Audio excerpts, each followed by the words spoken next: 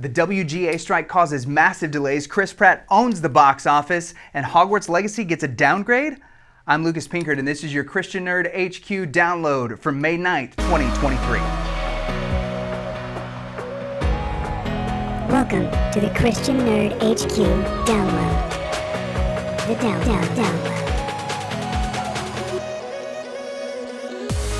The Writers Guild of America, also known as the WGA, has been on strike for over a week now, which has brought to a halt shows like Saturday Night Live and many of the late night shows that people enjoy. Now, if ratings are any indication, this may not move the needle for a lot of Americans. However, this has caused some fairly important production stoppages for us nerds.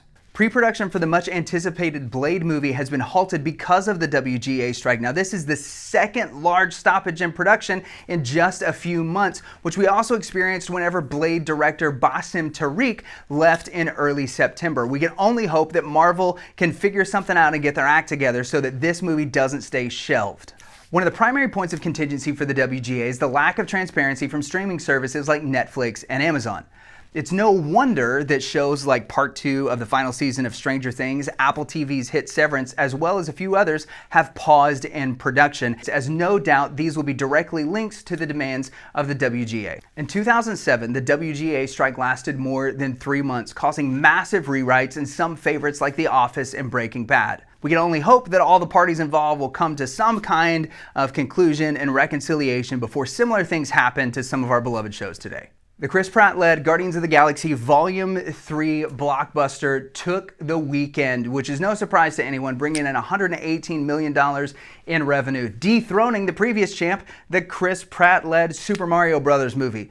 Guardians of the Galaxy Volume 3 looks to make a huge summer run amid praise from critics and audiences alike. If you want to see our breakdown of Guardians Volume 3, check it out on the Christian Nerd HQ YouTube page as we talk about our thoughts on James Gunn's closing chapter to this amazing story. And finally, Hogwarts Legacy is now available on last-gen consoles. This means that the Xbox One and the PS4 have both received a port of the popular game that's based off of J.K. Rowling's novels. After the disaster of Cyberpunk 2077, a lot of apprehension surrounded the idea of taking a next-gen game and putting it on last-gen consoles. However, early reports from both the Xbox One and the PS4 communities have said that Legacy runs smooth and that it's as fun to play on last-gen consoles as it was on next-gen. So much so that we actually saw it outsell the highly anticipated and critically acclaimed Jedi Survivor, which is only available on PS5 and Xbox Series X. Nintendo Switch users are still going to have to wait a little while though, because as much praise has been heaped on the Xbox One and the PS4 versions of Legacy, you're going to have to wait until July 25th before Avalanche Software is ready to release the game on the Switch.